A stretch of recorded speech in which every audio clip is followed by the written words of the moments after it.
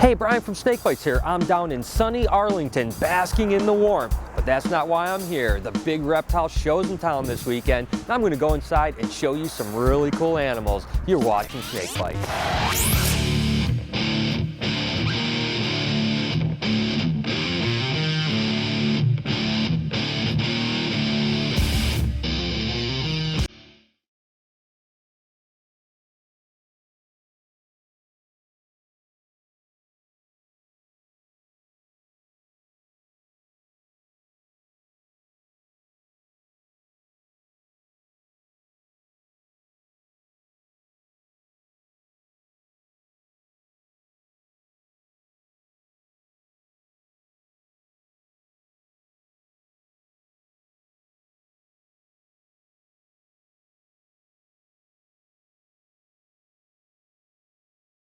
So the first animal that caught my eye as I entered the reptile show was this amethystine python, or a scrubby python. Now some of these species can get up to 17 or 18 foot, but this is a tracei, and they typically max out at about 10 foot. What's remarkable about these animals is when they're born, they're super red and really brilliant, and they're kind of known for being a little bit temperamental and a dodgy character, but as you can see, this animal is tame as can be.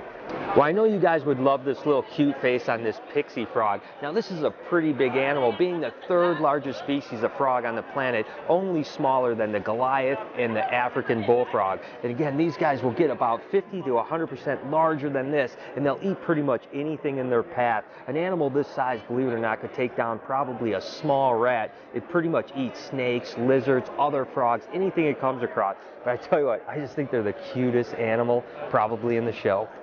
Oh, jeez. And he almost got away. When was the first NARBC show in Arlington, Texas? Was it A, 2005, B, 2006, or C, 2007? Answer with a comment and keep watching to see if you're right.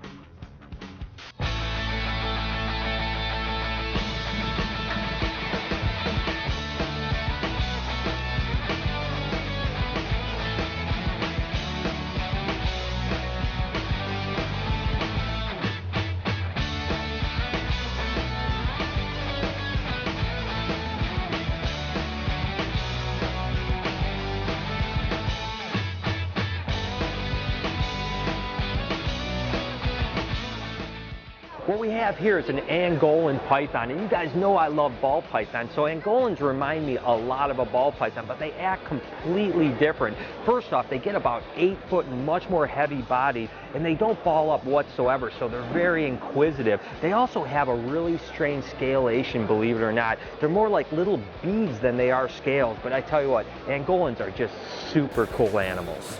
Well, this was a real surprise to me to see this animal. I didn't even know it exists. Bob Clark's Reptiles has been working with the pied retics for the last few years, and sure enough, they bred a double-head albino pied to a possible double-head albino pied and produced this really badass snake. It's an albino pied reticulated python. Can you imagine how this thing is going to look when it's 15 or 18 foot? I tell you what, I'm completely blown away.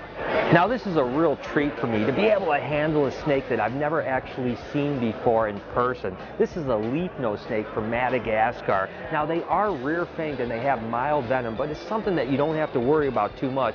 Not to mention they're probably not going to bite anyways. And they remind me of the little rhino rats because they've got that appendage on their nose. What's interesting is they're sexually dimorphic in the sense that the male is much larger than the female, as well as it doesn't typically have the same coloring as females. But like so many animals in Madagascar, they're becoming more and more rare, so it's a real treat to be able to handle this one.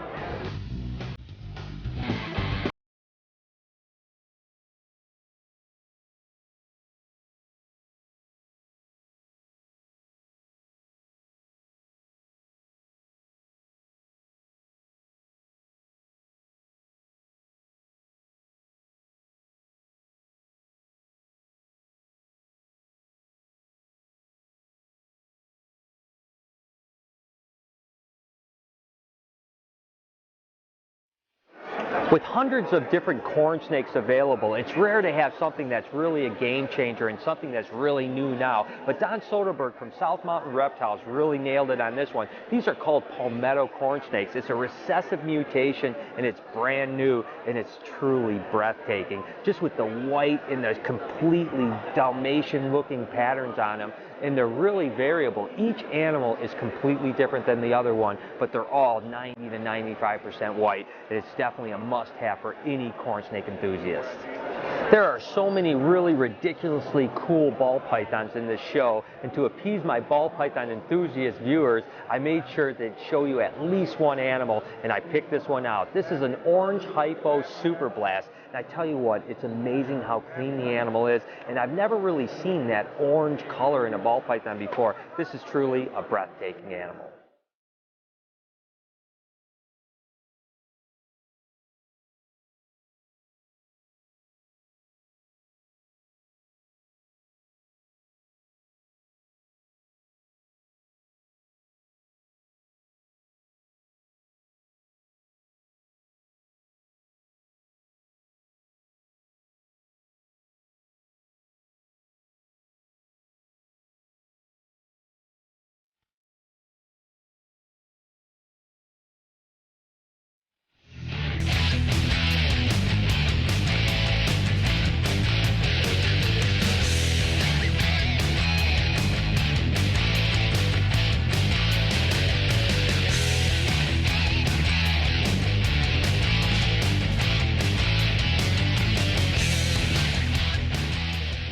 There's a lot of really cool monitor lizards that are represented here at the reptile show, but this animal certainly caught my eye. It's a mangrove monitor. You can see what a beautiful pattern it has. Now these guys are incredible climbers and they have super sharp claws for just scaling trees like you can't imagine. So when you're handling them and they're kind of clawing into you, it certainly can be a little bit dangerous. But again, these guys will actually sit in the mangroves, and believe it or not, when prey comes around, they can raise up on their hind legs and look over a bunch of different weeds and so on like that. They're just really, truly amazing animals, but probably something that my arms aren't going to be happy about.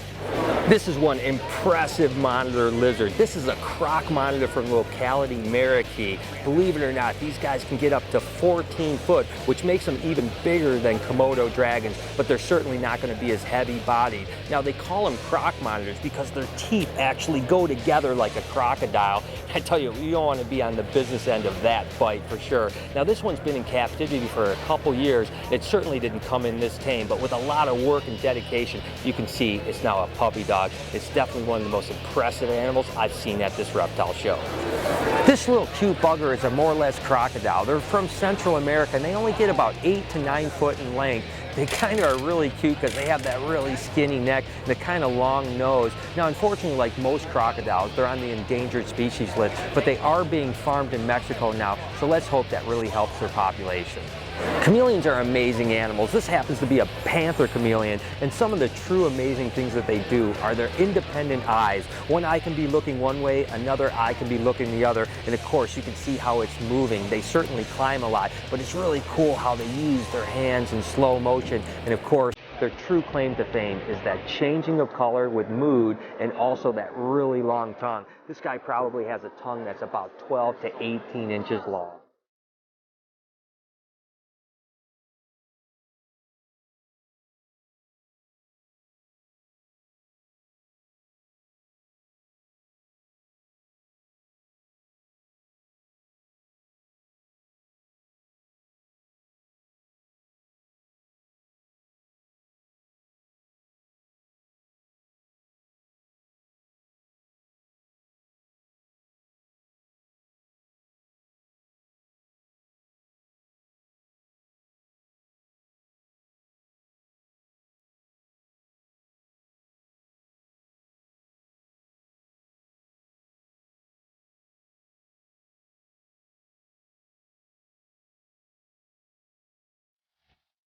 There's a lot of species of leaf-tailed gecko, but this happens to be the giant leaf-tailed gecko. It's the second largest gecko species, only second to the Leachianus.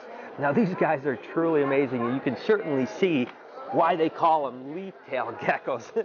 And they obviously have They obviously have quite leaping abilities too, but you can see if this thing was on a tree, there's no way that you would see it. It would just mix in right with the mossiness and the big leafy look. And look at those cute, incredibly bulbous eyes that it has. What an amazing lizard. This is certainly an animal I wasn't expecting to see at the show, and you're going to rarely ever see. This is actually a King's Rock Monitor. It's actually Varanus kingorum, and it happens to be leucistic. Now, it's the second smallest monitor lizard, and it comes from Australia. And I tell you what, I've never seen one in person, and certainly I've never had a chance to hold one. Here's another really cool dwarf monitor. These are Ranas, Christus, Orientalis, or Freckled monitors. They'll get about 18 inches, but what's really unique about these animals is they reach sexual maturity at about 9 months. Most monitors will literally take 2 to 3 years, so you can see they can get the size and breed really, really young, and they're a little bit more arboreal than some of the other pygmy monitors. This guy is a pygmy moga monitor of Ranas gilleni, and believe it or not, this is a full-grown male. What's a little bit different about these guys is the fact that they have a prehensile tail, so they spend most of their time up in the trees and they can hang on with their tail, which is pretty cool. And this is the third smallest species of monitor lizard. So this is Bailey, and I made the mistake of making a bet with her earlier this year that the Lions in football would do better than the Saints. And guess what? I lost that bet. And because I lost it, this is what I have to do in front of everyone at the show. I've got to put on whatever she wants me to put on. Of course, Saints gear, right? So we'll start with the Saints jersey. All right, there we go. And guess what? I get to have a beautiful Saints cape that I get to put on. Oh, look at this. Aren't I lucky?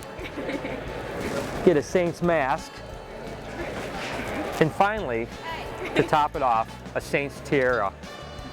I think what I've learned from this is one of two things. To either never make a bet with Bailey, and certainly never make a bet saying the Lions are any good. I'm off to go look at some animals. All right, guys, I've been seeing a lot of really weird fashion trends pop up among you young people. Things like wearing socks with your sandals and wearing glasses with no lenses. I think it's kind of crazy. I want to know, what do you think the most ridiculous fashion trend is? Leave a comment below and let us know. So there it is. I hope you guys enjoyed the show. There certainly was some amazing animals in there. If you ever want to follow any of my animal adventures, make sure to hit me up over on Facebook and Twitter at SnakeBytesTV. Until next week, you've been watching Snake Bites.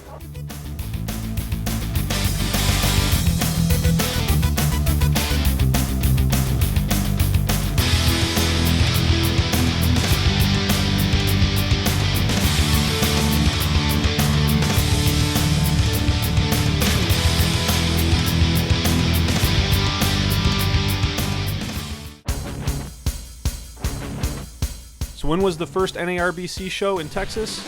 Well, if you guessed C, 2007, you were absolutely right. Nice work.